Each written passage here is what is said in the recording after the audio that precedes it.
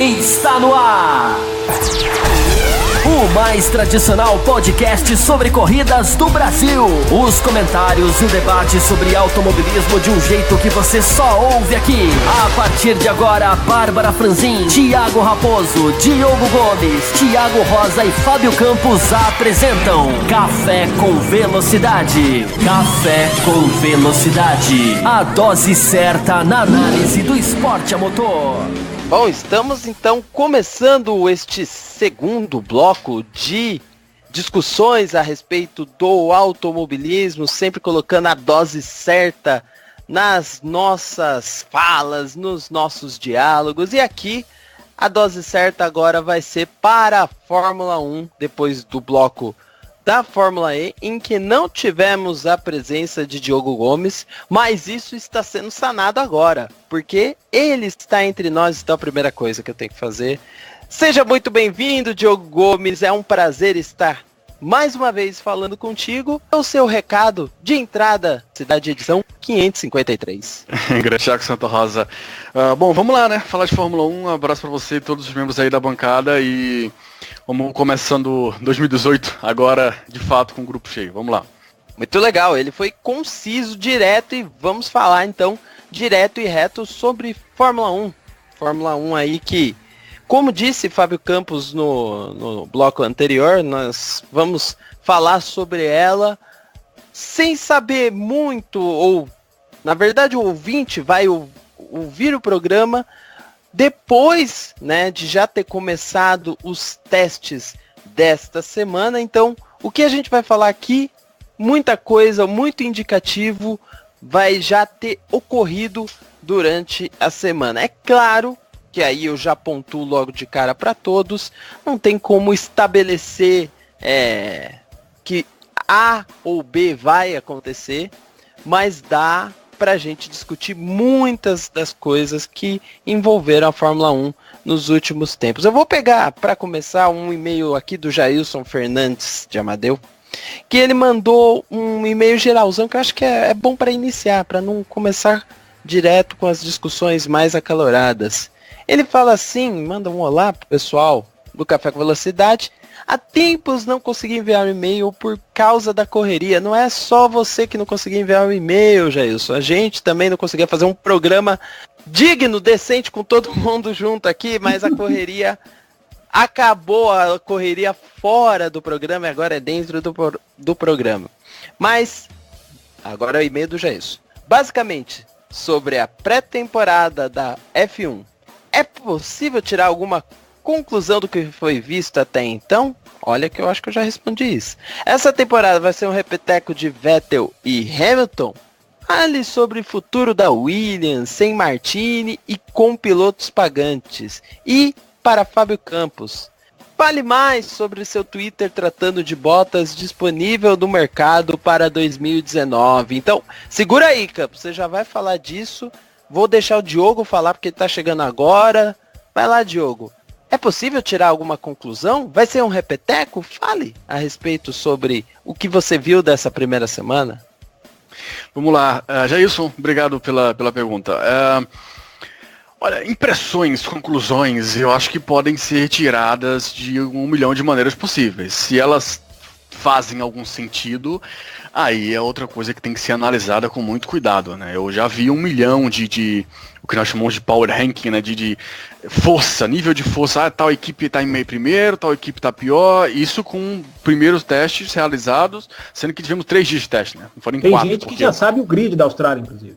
Tem gente que já sabe que o Hamilton vai ser campeão. Tem já sabe o grid da Austrália. Não tenho dúvida disso. Sem dúvidas. Então, assim, conclusões podem ser tiradas de 1 milhão de maneiras. Agora, se tem um embasamento, alguma coisa aí, é complicado, né?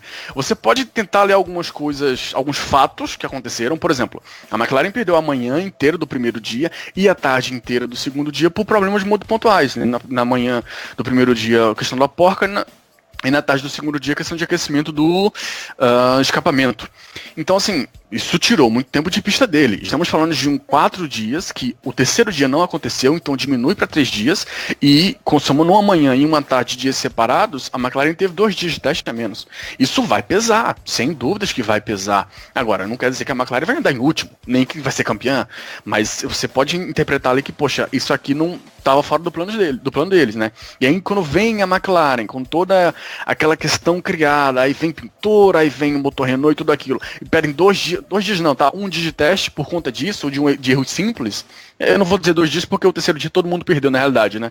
Então é complicado. Você vai olhar uma Force India, a equipe que vem muito bem, não só no ano passado, né, que foi o auge, mas nos anos anteriores já vem muito bem, e você vai lembrar que eles fizeram 166 voltas nessa primeira semana. É muito pouco. A Toro Rosso Honda foi a que mais andou. A Honda foi a que mais andou, olha que ironia.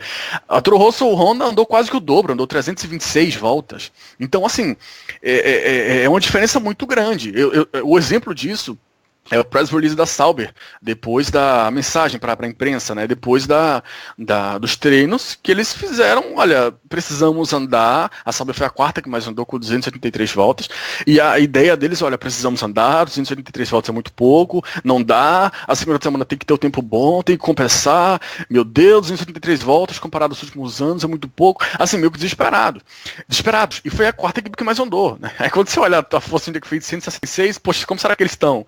Então, isso aí dá um indicativo de esse início pode ser que seja complicado. Na segunda semana, que já vai estar acontecendo quando o ouvinte estiver ouvindo esse programa, pode ser que a Force India esteja fazendo 1000 voltas por dia. Pode acontecer. É por isso que a gente tem que esperar para poder falar alguma coisa. Mas, assim, são alguns fatos que a gente pode ir pegando e tentando buscar linhas. Agora, assim, conclusões, assim, que não dá para discutir, eu, pelo menos, tenho uma que... Eu tenho 3. Uma é que a Mercedes vai brigar na frente. A segunda é que a Sauber vai brigar atrás, e a terceira é que o halo realmente é muito, muito feio. Mas, de resto, eu estou aberto para o que deve ainda. Vamos lá, então. Eu só queria, antes de passar para o Fábio Campos, dizer que o Nelson Luiz, que mandou aquele comentário que nós falamos na Fórmula E, a Babi respondeu a respeito do Nelson Piquet, ele também foi na linha do Jailson e perguntou: gostaria de saber quais as primeiras percepções que vocês tiveram após os primeiros testes da Fórmula 1. Será que realmente pintou o favorito? Eu não sei se alguém mais tem algum comentário nessa linha a respeito de dá para cravar. Eu acho que todo ano a gente acaba falando meio que a mesma coisa, mas não dá para cravar nada, 100% é impossível. Algumas coisas, como disse o Diogo, dá para ter uma percepção e alguns pontos, inclusive até do halo. Eu concordo também que ele é muito feio, mas, enfim.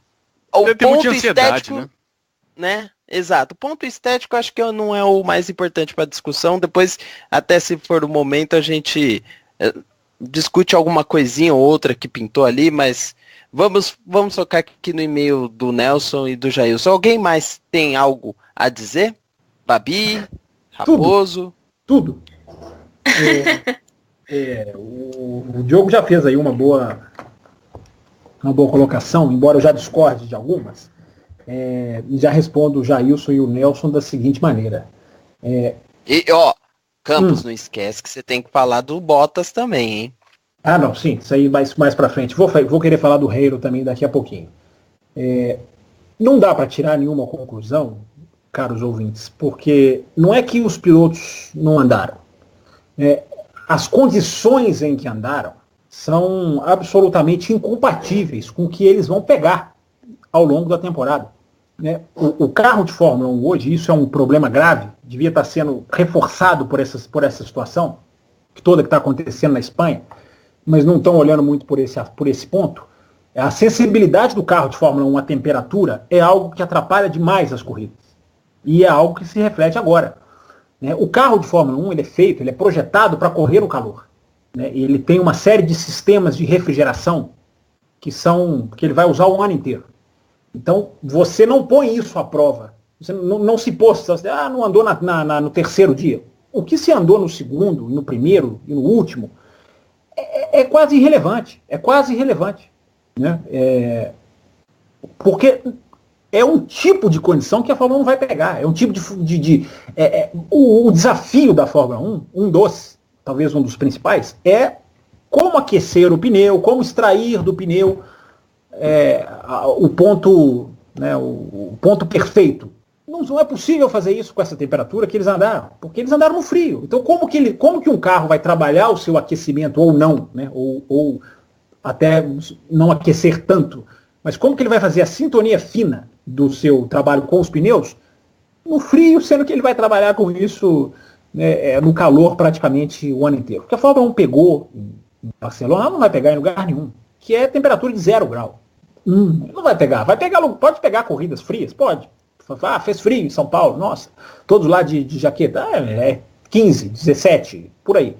Isso para pegar um lugar que pode ser que aconteça o frio. Então, isso joga isso é que eu discordo um pouco do jogo. A quilometragem que a McLaren perdeu não seria tão recuperável assim se ela andasse. É claro que rodar faz parte de teste de sistema. É a única coisa útil que se pode fazer nessas condições. Solta o carro, vai rodar, e a gente vê se vai durar, se isso aqui vai quebrar ou não. Mas até isso, o desgaste de peça, é muito maior no calor, evidentemente, todo mundo sabe isso. Então... O Campos, aproveitando, eu vou até cortar esse comentário seu aí, mas pegar o e-mail aqui do Eilor, que mandou um e-mail, Eilor Marigo. Eu acerto o Eilor, mas eu erro o Marigo, tá? De vez em quando. Desculpa, Eilor. Que ele primeiro agradece, fica contentíssimo que o podcast voltou e mandou uma série de questionamentos com base em algumas coisas que aconteceram durante os testes. E ele vai nessa questão da temperatura na sua primeira pergunta. Frio, neve, chuva e outras interrupções nos primeiros testes. Daniel Ricciardo está certo ao afirmar que os treinos no frio da Espanha não fazem sentido enquanto existem outros autódromos disponíveis com clima quente. Já que a Fórmula 1 depende tão diretamente das temperaturas ou da temperatura dos pneus? Pergunta. E quais são os motivos de não alterarem o local dos testes da pré-temporada? Então, já pode emendar aí se você tem mais alguma coisa a falar dentro desse sentido e se tem alguma informação a respeito. Por que Barcelona? Por que não, por exemplo, Sakir, que foi muito mencionado? Diga aí o que você tem a falar sobre esse contraste de temperaturas que a Fórmula 1 não quer, vamos dizer assim, usar para poder testar aquilo que ela realmente vai esperar durante o ano. Sakir, para nós, aqui que estamos acompanhando via internet, televisão, não muda muito, mas para eles muda muito, né? Sakir é outra logística, é outro custo, é muito mais caro você deslocar. Você tem que deslocar todas as peças que você faz normalmente de caminhão, você tem que fazer de outra maneira. Os testes nessa época do ano, chega muita coisa da fábrica, olha que vamos testar na terça, mas na quarta já está chegando uma peça. Isso é influenciado, isso demora mais, se for, né, para o Oriente Médio. Né, até já seria caminho para a Austrália, se a Fórmula 1 quisesse fazer encurtar, né, mas a Fórmula 1 não faz essa ponte, né, ela teria que voltar para a Europa por causa do tempo que ela precisa para depois se armar para ir para a Austrália. Se fizessem isso, aí alguém pode falar, mas e se aproximassem os testes do Grande Prêmio da Austrália? Não resolveria também, porque equipes de teste, a Fórmula 1 chegou num ponto que é uma matemática, né? Equipes de teste não são necessariamente equipes de corrida. Muitos técnicos que estão na pista para testes são técnicos que depois vão passar o ano na fábrica. Né? E a equipe de corrida, normalmente, claro que isso não é 100% e não se aplica a toda a equipe, mas uma base muito grande do que vai para a corrida não necessariamente está nos testes. Né, a não ser ali os principais, evidentemente. Então, não é fácil mudar para lá. Houve conversas para se estender, né, já que a quarta nevou, vamos treinar na sexta. Era para ser até a quinta, mas vamos tentar abrir. Mas aí precisa outro problema estrutural da Fórmula 1. Né? Precisa das equipes se entenderem. E elas não se entendem quase nunca. Então, teve equipe que vetou. Nunca se entenderam, né? O Christian Horner disse que se você botar todas as equipes numa sala e perguntar qual dia da semana que elas estão ali sentadas, elas não se entenderão. Eu vi isso, foi ótimo, foi ótimo. Então essa frase dele é irônica, mas é pura verdade. É dessas coisas que a gente está cansado, quem está me acompanhando no Twitter, daqui a pouco eu vou falar meu Twitter, que faz 3 meses que eu não falo meu Twitter aqui. Tá? Então eu vou falar, mas daqui a pouco. Eu até coloquei isso no meu Twitter, né? Esse tipo de estrutura é o que a Liberty tem que atacar. Chega desse tipo de democracia. Claro que democracia é sempre bom, mas não pode ser esse negócio de você dar o poder de veto para uma equipe, de você dar ali uma que não quer, as outras não fazem. Né? Isso sempre atravanca. Quando um não quer, a maioria não avança, nunca é positivo. Nunca é positivo. Né? Porque esse tipo de posição acaba sendo, na verdade, é a minoria ganhando.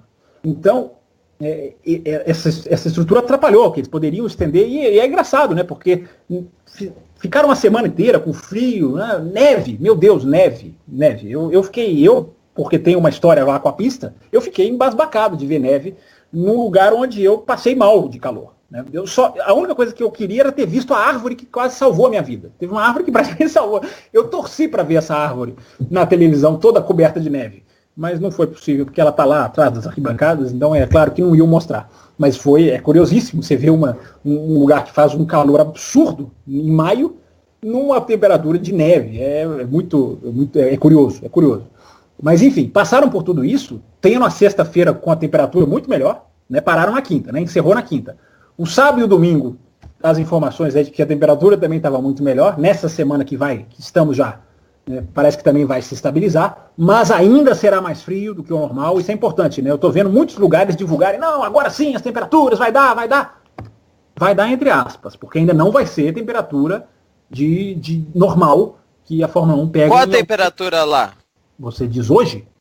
Qual que vai ser a temperatura durante a semana? Você que deve ter um ícone no seu celular com a temperatura de Barcelona, vive lá, né?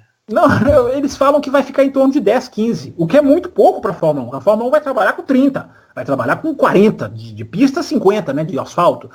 Então ainda há uma diferença muito grande. Claro que vai estar mais quente, evidente, então vai se aproveitar melhor. Mas corre-se o risco do grande prêmio. Eu já acho, até falei sobre isso com alguém, não me lembro mais quem agora. A sexta-feira na Austrália vai ser isso. Isso o fã já ganhou. Isso o fã de Fórmula 1 já ganhou, já está na sua mesa para digerir. Porque a sexta-feira na Austrália vai ser não vai ter um segundo de monotonia. Né? Porque os caras já é praticamente certo que o que eles vão fazer na sexta-feira é andar, eles vão ter que andar. Embora não seja uma pista que represente muita coisa, né? Mas eles vão botar o carro para andar. Porque já é um prejuízo que eles têm que correr atrás. Então, tudo isso só para dizer para o ouvinte que vale muito pouco esses testes por causa todos esses detalhes pequenininhos que a Fórmula 1 hoje virou uma coisa de... Eu já falei isso aqui no café o ano passado, né? Uma nuvem atrapalha. Ou atrapalha não, altera. Uma nuvem altera. Se de repente a corrida fica nublada, a equipe tem um outro rendimento. Então, esse nível de sensibilidade que atrapalha, porque na hora que um carro está seguindo o outro, ele fica muito quente, e aí ele passa do que ele deveria. Esse problema de sensibilidade tem essas coisas de se tornar os testes inúteis. Nós podemos ganhar com isso. Repito, podemos ter uma Austrália, o Grande Prêmio da Austrália, bem diferente do que seria se todo mundo estivesse a pleno. E vamos ter aí algumas sessões de sexta-feira como a primeira, com muita movimentação, sem dúvida nenhuma. A Fórmula 1 ela é tão complexa, ela é tão chata que ela se complica na própria chatice dela. Porque como você explicou bem, a parte logística para ir para um Shakir, por exemplo, é complicada. Já vai para a Espanha, que é para fugir do frio maior, e outras partes da Europa, que antes resolvia esse problema, e esse ano não foi o caso, né? Pegou. Então, a MotoGP é uma categoria bem mais simples nessa questão. Então, eles treinaram exatamente para fugir disso. Eles treinaram em Phillip Island, depois foram para Tailândia, que ainda considera Europa, né? Mas enfim, é outra parte. E depois, agora estão testando no Catar. Mas assim, toda a questão, a maneira como a MotoGP funciona é bem diferente dessa questão da Fórmula 1 de ter peça nova chegando o tempo inteiro. Então, é o tipo da situação, existe outro 1 milhão de situações, mas é o tipo da situação que a Fórmula 1 ela é tão complexa que ela fica chata para ela mesma. Você sabe qual que é a solução, Diogo? Jerez da Fronteira. Que eles vão descer mais ainda na Espanha, eles vão chegar quase na África, ali na Quimina. Porque eles falam do asfalto, né? Há alguns anos atrás estavam testando e falaram, o asfalto não é bom, a Pirelli reclamou. É uma pista Fora a muito... própria logística, né? Que ali a Fórmula 1 já não comporta como comportava antes, né? Mas é um circuito, claro, a gente tá longe, mas parece ser bem. A MotoGP, por exemplo, corre lá e muito bem, né? Outras categorias maiores também. Então, eu não acho que seria algum problema. Agora, o que eu lembro é que há 2, 3 anos atrás eles testavam em Jerez e a Pirelli, meu Deus do céu, toda sessão era gritaria pra lá e pra cá, não dá pra prender pneu porque o asfalto o asfalto era diferente. Não dá, Na verdade, é diferente. Aí, não era uma porcaria, era diferente o que era utilizado no asfalto, o polímero que era utilizado no asfalto, me corrijam se estiver errado, era completamente diferente de qualquer outro utilizado em qualquer parte do mundo. Daí eles não podiam pegar uma base, né, de dados. Exatamente. Por isso que hoje a gente tem Barcelona e Barcelona. Antes era Jerez e Barcelona. Né? Antes era Jerez em primeiro para depois em Barcelona. Então é difícil ficar apontar dedos. Aqui, vai ali, vai em tal lugar. É fácil, mas quando você vai pensar a coisa toda, repito, a Fórmula 1 ela se perde na própria chatice. E Barcelona é muito conveniente, até para a gente evoluir o assunto, só para encerrar. Barcelona é muito conveniente por causa da pista, exige ali, né? Ela em condições, ela exige o que o carro de Fórmula 1 precisa, né? É curvas de alta, então é o que é o principal, né? Para se refinar a aerodinâmica. Isso o Jerez não faz, e isso o Bahrein também não vai fazer. Né? Então, e tem uma coisa também, né?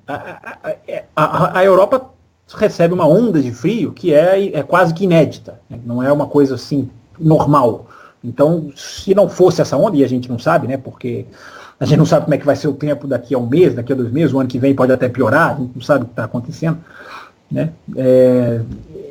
Mas é uma coisa que não era comum, né? Conseguia-se temperaturas boas nessa época e pode ser que o mundo, como o mundo agora é mais extremo, podemos dizer assim, em termos de temperaturas, pode ser que fique inviável, mas se a pista funcionasse, é o traçado ideal para se treinar, para se testar, né? Porque você pega muita curva de alta, você tem ali vários elementos, você tem ali, você testa a tração, né? Tem muita freada, tem curvas lentas, então é a pista tecnicamente ideal para a Fórmula 1 testar. Agora não sei, o ano que vem, eu acho que vão tentar fazer alguma mudança, mas aí é questão do custo, é outra história que nós vamos ter que parar para discutir, né? Que a gente teve nessa pré-temporada, o anúncio da diminuição do pagamento das equipes, que é uma coisa gravíssima, que é uma coisa séria, que é uma coisa que é uma notícia daquelas que passa desapercebido por todo mundo, mas que faz influência naquelas equipes que sempre morrem no Q1, depois as que sempre morrem no Q2, essa disparidade do grid, são notícias perigosas como essa, né, que as equipes passaram a receber menos nesse ano por causa das atividades que a Liberty investiu o dinheiro e aí, né, tirou ali do lucro da Fórmula 1. Então, esse tipo de coisa, né, para ir para o Bahrein, vai ter que gastar muito mais, não é pouco, é muito. A diferença, se você olhar o mapa, a diferença da distância não diz quanto que ela não é proporcional ao quanto o preço aumenta de se mudar de um lugar desse para outro. Bom, deixa eu trazer aqui Thiago Raposo e Bárbara Franzin para a conversa, não para essa conversa, que eu acho que essa já o Diogo Gomes e o Fábio Campos já trouxeram detalhes e elementos suficientes para o ouvinte ter um parecer. Mas tem 2 questões aqui que o Eilor levantou e as duas acho que estão fortemente ligadas uma com a outra. Então, primeiro Bárbara, depois Raposo, tá? As 2 perguntas são: depois de uma apresentação forte da Red Bull nos primeiros dias dos treinos, Hamilton mostrou um tempo consideravelmente baixo no 4º dia, mesmo usando pneus médios. Carlos Sainz se surpreendeu e afirmou que a vantagem é assustadora, que apenas Ferrari e Red Bull serão capazes de competir com o atual campeão mundial. Vocês concordam com Sainz sobre o resultado e a supremacia da Mercedes já nos primeiros testes?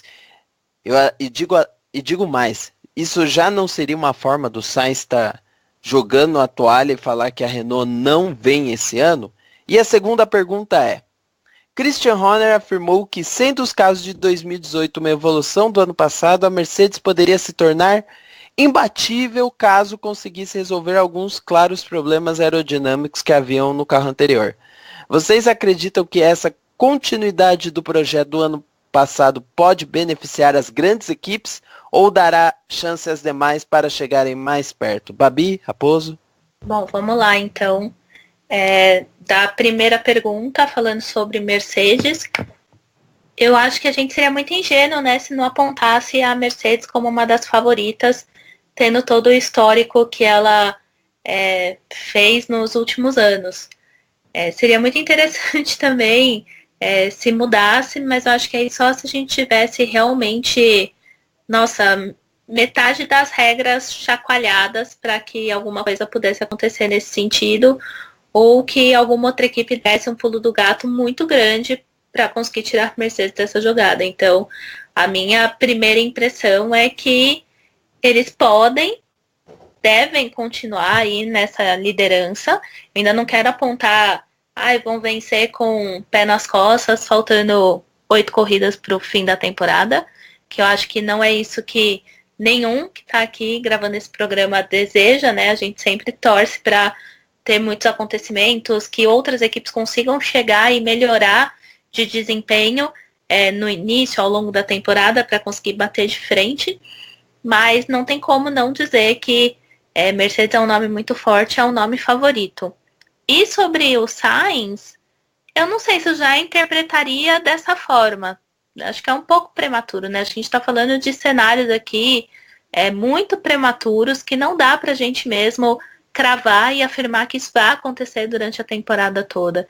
Então, como o Campos disse, né, não conseguiram aproveitar muito desses testes, né? Nessa semana que estamos gravando, que a gente vai poder dar uma olhadinha, caso a temperatura também fique interessante para os carros, a gente vai conseguir dar uma olhadinha para ter um entendimento um pouco melhor e puxar um pouco mais, ter não digo que a gente vai poder traçar também grandes coisas, mas talvez ter um cheirinho um pouquinho maior, assim. Mas eu ainda acho que é bem difícil a gente traçar qualquer coisa antes da Austrália, né? Que é o que eu repito todo ano no programa, e várias vezes já falaram também que não quer se comprometer, não quer dar uma opinião mais concisa antes de começar a temporada. Só que eu acho que é muito tudo no chutômetro mesmo, né? Tirando essas coisas meio óbvias que eu falei de Mercedes, o resto fica um pouco complicado da gente já montar um grid, né? Como vocês mencionaram em tom de brincadeira, né? Colocar, já vai ser do primeiro até o fim do grid, já tá desse jeito aqui, já tô com tudo complementado. Então acho que isso é bem difícil da gente fazer, Rosa. E sobre o Horner, ele falou um pouquinho sobre problemas de aerodinâmica da Mercedes, né? Imagina se eles têm um problema e conseguem resolver, né? Porque a gente conhece a equipe como a que não quebra, a que não tem tantos problemas assim, consegue aí sustentar muito bem a liderança, ficar à frente das concorrentes. Então, se eles tinham problemas, imagina se conseguem resolver o que a gente não vai ver nessa temporada. A sua pergunta do Willer, porque pelo que eu entendi, ele quer saber se dá para fazer algum prognóstico. E igual toda a temporada, né? Todo ano que a gente está vendo treino de pré-temporada, e dessa vez a gente teve ainda esses fatores climáticos e tudo. Então, tem coisas que é óbvio, não houve nenhuma mudança gigantesca de regulamento, né? O que a gente tem esse ano é uma coisa mais estética do halo, que pra mim não. Eu ia falar um palavrão, mas não importa nada, porque é um Olha que o halo não é questão estética. Vamos lá. Uma coisa é a nossa opinião a respeito da estética dele. Outra coisa é a influência aerodinâmica dele. E isso ele tem. Acho que aí a gente até pode entrar nesse ponto.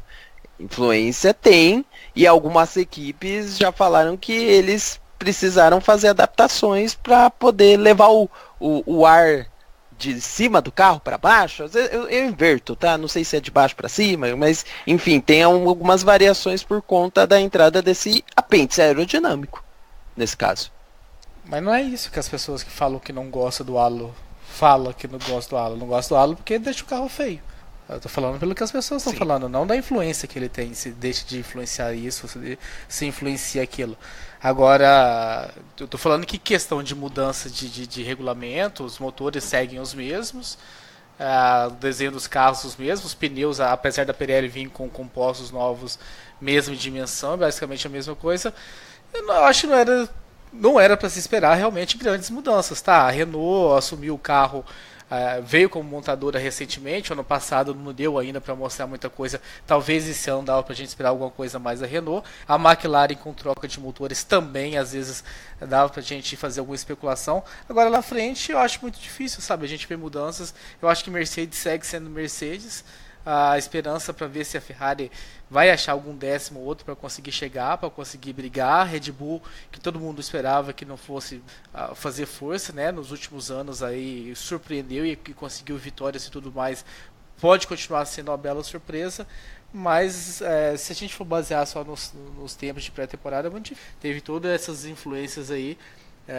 E eu acho isso bom, né? Porque pelo menos a gente vai ter, pelo menos a ideia que se tem é que a gente vai ter um começo de temporada com todo mundo ainda correndo atrás, de procurar o acerto e tudo. Nada muito pré-definido, como geralmente acontece do meio para o fim da temporada. Só fazer aqui rápidos pitacos, né, para a gente avançar sobre o assunto. Primeiro, né, da questão da pergunta que foi colocada. O Eric Boulier já tinha dado uma entrevista, né, é aquele negócio que a ordem dos fatores altera o produto, né, do que a gente, se é uma entrevista depois do tempo que a Mercedes fez, mas antes da Mercedes encerrar, fazendo o melhor tempo com os pneus médios, o Eric Boulier já tinha dado uma entrevista dizendo que naquela condição era mais fácil fazer o médio funcionar. Então isso é um detalhe que o ouvinte tem que saber, que é importante o ouvinte saber. É claro que, como a Bárbara falou, é ingenuidade você tirar a Mercedes do páreo.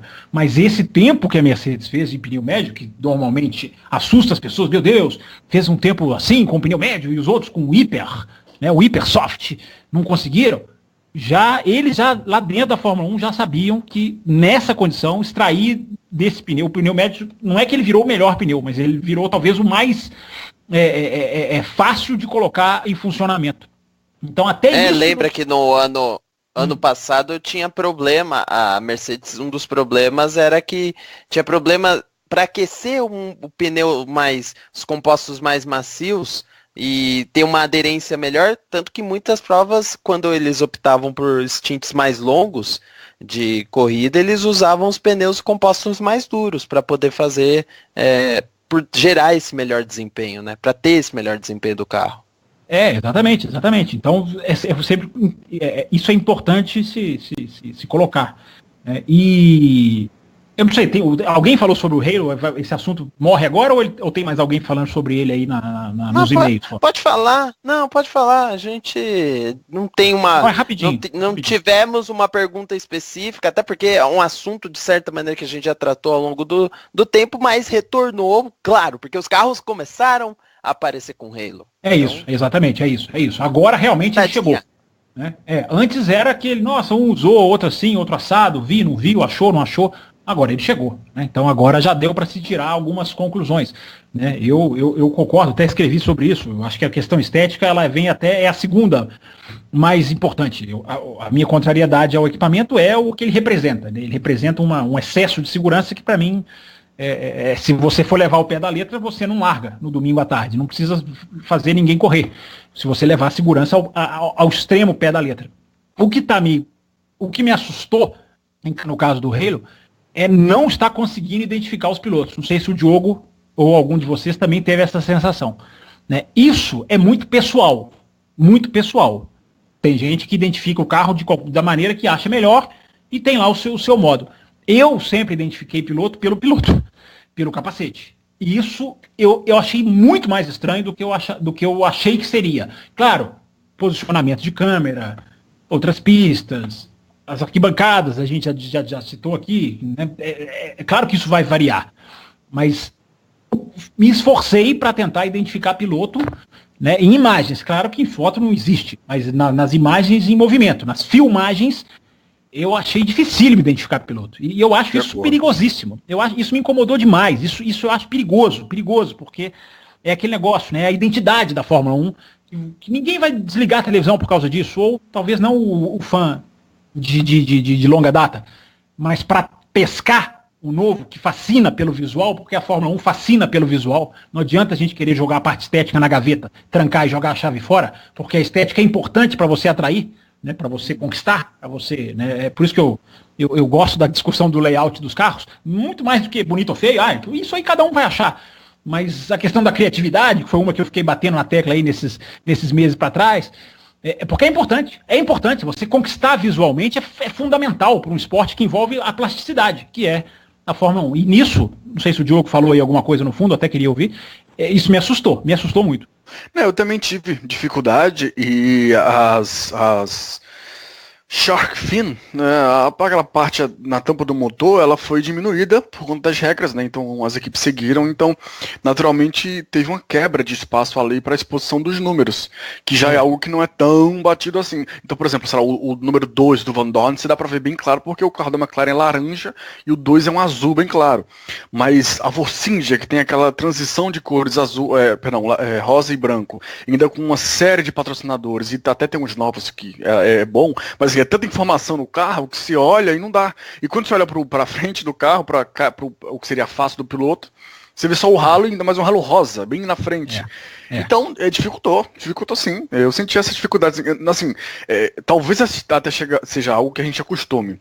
Muita gente fala assim, mas vê a cor da câmerazinha no topo do... Desculpa, eu não consigo. Eu não gosto. Eu acho que vai ser o jeito. Eu também não gosto, concordo. Eu realmente quero que esse não seja o jeito. Eu acho que é muito... É igual o carro de sei lá, você tem um rallycross, aí você tem 4 carros da mesma equipe e são 4 carros com a mesma pintura, e eles botam tipo assim, no DTM também tem isso, o retrovisor é vermelho, o outro é vermelho meio laranja, sabe? Enfim, mas é o tipo de coisa que atrapalha e que a gente que é tão fanático fica prestando atenção. Eu tive uma dificuldade para visualizar no início, até acho que por alguma razão, eu acho que a gente vai se acostumar de alguma maneira isso aqui é fulano, isso aqui é cicrano, mas a identificação visual, assim, rapidamente ficou mais difícil, sem dúvidas. As câmeras on-board morreram, né? Aquela câmera on-board que a gente tinha no nível do olho do piloto morreu. Aquela câmera não existe mais, é uma pena. Completamente. Uma pena. Deixa eu colocar então o Raposo, que é um cara que já pronunciou várias vezes a respeito de não ligar muito para a estética, não, sabe, o mais importante é o que está acontecendo na pista. E aí, Raposo, e nessa discussão, qual que é a sua visão? Eu acho que existem alternativas. Agora, eu gosto que seja de olhar para o capacete do piloto e eu não vou conseguir mais, então eu não quero mais o ralo. Eu acho que é um argumento muito pobre. Desculpa, vocês podem achar que é extremamente importante para vocês ter que identificar o piloto pelo capacete. Eu acho que, sabe, se o ralo realmente fizer o que acho que ele vai fazer, eu prefiro olhar para a câmera, que aliás é o que eu já faço há muito tempo, olhar para a câmera acima do carro. Eu acho que é algo que vai passar despercebido ao olhar de muita gente com alguns meses, talvez uma temporada, não sei, para aqueles mais vão se acostumar com isso.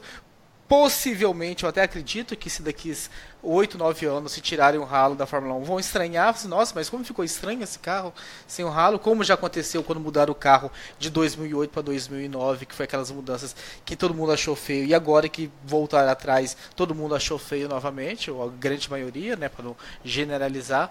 Então eu acho que, sabe, 2 pedacinhos de ferro ali que sinceramente, na minha opinião, se tiver corridas boas, que é o que importa, que eu acho que é o que a gente deveria estar debatendo e batendo na tecla do que precisa e do que falta na Fórmula 1 para a gente ter espetáculos como foi a Fórmula E no Chile, por exemplo, para a gente ter mais isso na Fórmula 1. Eu acho que aqueles 2 pedacinhos de ferro lá saindo não vai fazer diferença alguma. Precisa identificar o piloto. Geralmente você sabe quem é o piloto, com quem que ele está brigando, você sabe quem está atrás dele, quem está na frente, posição de pista, a não ser quando aparece um carro rodado no meio do nada, de um corte de câmera que está mostrando um acidente ou tudo, mas logo também os caracteres vão identificar se você quer se recusar a olhar para a câmera em cima do carro. Eu concordo até com grande parte da sua visão, mas assim, eu entendo que nós assistimos muitas corridas, então nós realmente temos essa ligação, mas eu não acho que nós sejamos talvez os normais. Acho que o normal ele vai ter muita dificuldade com isso. E o meu aí eu até não vou citar, enfim, para nível de conhecimento. Os normais não conhecem piloto, Diogo. Os normais como sabem... não? Os normais sabem. Os normais acompanham por causa de piloto. Não, mas eles não sabem identificar. Normal que acompanha por causa de piloto. Você pede pro normal, coloca a lista de equipes pro normal assim e fala assim, agora escreve o nome dos pilotos aí. Vão acertar os da Ferrari, talvez os da Mercedes, da Red Bull talvez. O que esse cara que não sabe quem é piloto de cada equipe vai mudar pra ele saber qual... eu acho que a gente tá indo uma linha muito genérica e talvez isso seja até perigoso para continuar a discussão. O que é normal, talvez essa definição seja melhor. É que nós estamos falando, e aí eu quero que vocês continuem o debate após isso. O normal, o fã normal de automobilismo é aquele que vai ao autódromo ou é aquele que acompanha as corridas de casa? É aquele que compra itens da Fórmula 1 ou só compra um ingresso para ir num final de semana? Ele compra fora, além das etapas? Quem que é esse normal que vai ter dificuldade?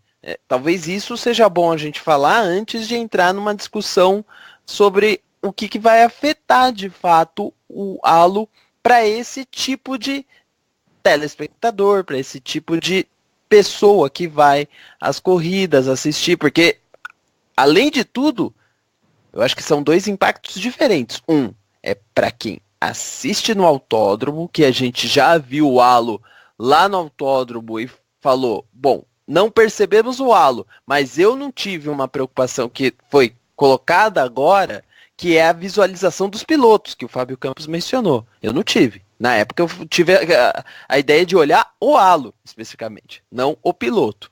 E uma outra coisa é transmissão de TV, que é sempre completamente, é uma visão completamente diferente da perspectiva que a gente tem do autódromo. Mas eu esperava, Rosa, que na TV desse para driblar. E eu não sei se vai dar para driblar isso. Porque eu acho que sim. Primeiro que eu falei, uma das primeiras frases que eu falei no meu comentário é de que é uma questão pessoal minha. Eu não estou dizendo para ninguém. Ainda bem que é pessoal sua! Ainda bem, porque né, não estou dizendo que é algo que vai ser fatal para a Fórmula 1. É uma preocupação minha. Eu acho que o fã de Fórmula 1 gosta de saber qual é o capacete do Senna, lembra do capacete do Emerson, lembra do capacete do Rio. A identificação piloto público, ela não é um argumento pobre. Me desculpe, mas não é. Pobre é acompanhar a corrida pelo lifetime. Cada um tem a sua perspectiva. A identificação público e piloto, ela é a história da Fórmula 1. Ela é a marca da Fórmula 1. Então, pode sobreviver sem isso? Claro que pode. Vai se acostumar com isso? Eu não acho que em uma, eu acho que em 2 corridas. E, inclusive, digo mais, esse aparelho não vai ser isso. Ele não vai ser assim. Ele vai ser afinado, ele vai ser. O posicionamento dele pode mudar, ele pode entrar mais em cima que atrás da cabeça do piloto, ao invés de descer como ele desce hoje. Ele não vai ser exatamente assim. Isso eles já disseram, ele vai mudar. Então esse susto, ele não só vai ser amenizado pelo costume dos olhos, nisso eu concordo com o Raposo, se ninguém fugiu da Fórmula 1 de 2008 para 2009, ninguém vai fugir agora, né, dos fãs ferrenhos. Mas é outra coisa que a gente incute talvez no erro. Não, de achar que segura o fã ferrenho, os outros que se dão. Não, fã é fã. Todo mundo merece ter a mesma condição. A Fórmula 1 tem que tentar atingir a Fórmula 1, estocar todo mundo da mesma maneira. É com uma coisa, né, boas corridas, como foi citado, né, com o carro tem que ser atraente sim, porque se não for, né, se for uma feiura ninguém vai assistir. Tudo isso faz parte do pacote. Então, essa identificação, quantas vezes a gente já viu joguinhos aí online de acerte o capacete de tal piloto? E a maioria das pessoas acha uma delícia jogar. Porque você lembra ali, é a marca, meu Deus, o capacete do Senna é uma das marcas mundiais, que vão além do auto. É o rosto dele. É o rosto, exatamente. Uma das imagens mais estranhas então, que eu já vi na Fórmula 1 foi o Marco Webber no Brasil. Quando é que ele acaba? Ele tirou o capacete, 2013. Eu achava coisa. Eu fiquei assistindo incomodado. Dá aflição. É verdade. Dá aflição. É verdade. Ele tem um rosto de verdade, ele não tem um capacete, sabe? É tipo assim. Porque aquilo ali. O rosto dele é o capacete. Eu acho que foi o CVA uma vez que falou que nem é um pilotão assim, mas enfim. Ele falou assim: ele tem, acho que se não me engano, é o Dali. Ele é espanhol, se não me engano, ele tem o Dali. Sim. Ele usa uma imagem de Salvador Dali. Isso. Lá, e aí perguntaram, ele falou: olha. Eu tenho certeza que tem uma série de pessoas que não sabem meu rosto, não se verem na rua, não, mas eles sabem que eu sou porque eu sou enfim, porque eu tenho ali o capacete do Dali. Aqui eu pego minha característica e coloco aqui. E essa, sabe? E aí, até complementando nisso, a Fórmula 1 ela vai contra pontos dela mesma quando ela, em um ano, ela obriga equipes a tirar patrocinador, ou melhor, mudar a posição de patrocinador para colocar um número grande. Ela obriga pilotos a só trocarem de capacete uma vez no ano em datas festivas. E esconde e o aí, do piloto. depois esconde tudo. Exatamente. Sabe? E quando as equipes tiram os números grandes, ou melhor, diminuem, escondem, porque a maioria das equipes mantiveram os números, mas assim, não com aquele enfoque que teve no ano passado, que você olhava para a tampa do motor e tinha aquele númerozão desse tamanhão, 33, 55, se não me engano, era o cara do Kvyat. Eles meio que deram escondido. Então, enfim, eu acho que tem vários pontos aí nesse lado. O Raposo trouxe bons pontos, eu concordo com grande parte deles, mas essa parte visual acho que ela tem que ser muito clara.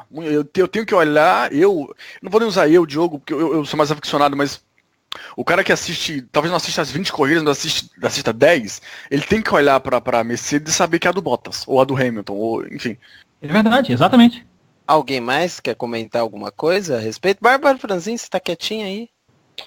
Eu tô observando e concordando com algumas partes, discordando de outras. Tá muito engraçado, porque no meio do caminho eu fiquei um pouquinho do lado do Raposo, depois eu voltei pro lado do Diogo e do Campos, falando sobre identidade, né, que realmente é uma marca muito grande de capacete, e até acabou se proibindo, né, muitas mudanças, porque ficava essa bagunça e perdia essa identidade.